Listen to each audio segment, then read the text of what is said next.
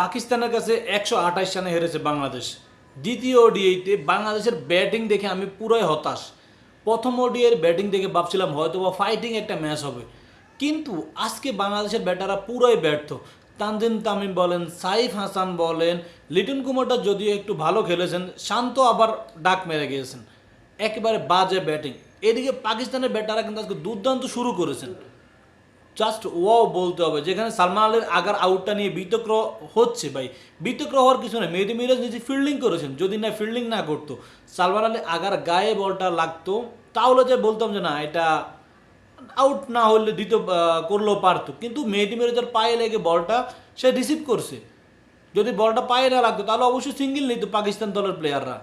এটা নিয়ে সমালোচনা হচ্ছে। তো এটা ভাই খেলার একটা সৌন্দর্য নিয়মের মাধ্যমে ছিল, এই যে আম্পায়ার আউট দিয়েছেন।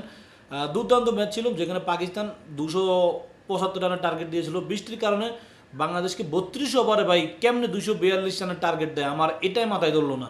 মানে 12 ওভারে প্রায় 18 ওভারে বাদ দিয়ে দিয়েছে, রান অল্প কিছু বাদ দিয়েছে। তো বিষয়টা খুবই হতাশাজনক। তারপরও বলবো বাংলাদেশের ব্যাটাররা আরও ভালো করার দরকার ছিল। বলাররা আজকে শুরুতে ভালো করতে পারেনি, শেষের দিকে ভালো করেছেন। কিন্তু পাকিস্তানি বলাররা আজকে দুর্দান্ত। শাহিন শাহ আফ্রিদি বলেন, মির্জা বলেন, হারিস রুফ, সৈকত বলেন, সবাই দুর্দান্ত করেছেন ভাই।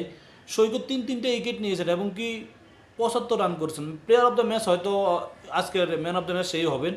তারপরও আমি বলবো পাকিস্তান তাদের নামের পাশে আরও ভালো সুবিচার করতে হবে তাদের ব্যাটিংয়ে, যদি বিশ্বমঞ্চে করতে হয়। বাংলাদেশের কথা তো বলে লাভ নেই ভাই, বাংলাদেশ এক ম্যাচ ভালো খেলবে, 10 ম্যাচ খারাপ খেলবে। যেমন কি আজকে ওপেনিং জুটির খেলা দেখে আমি পুরোই হতবাক। কি শট করতে চাচ্ছিল, মানে তানজিম তামিম, সাইফ হাসান, মানে ওর জন্য লেগে ফিল্ডার রাখা হয়েছে। তানজিম তামিমের জন্য সে লেগে শট করে ক্যাচ আউট। সাইফ হাসান মারতে গেছে ভাই, বলটা উঠেছে পারে নাই, একদম হাতে যায় পড়ছে বলটা।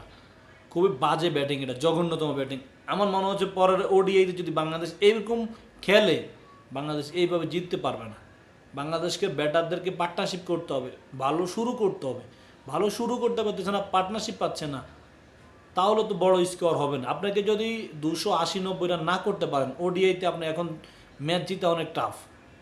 মিনিমাম 280-300 করতে হবে। 220-30-40 রান দিয়ে এখন আর ওডিআইতে ম্যাচ জিতা যায় না। বাংলাদেশকে এই ধারা থেকে বেরিয়ে আসতে হবে। এমনকি প্লেয়ারদের স্কিলে অনেক ঘাটতি ভাই, এদের শটগুলো একেবারে দেখে যা তা অবস্থা ভাই, কিছু বলার নেই বাংলাদেশের খেলা দেখে।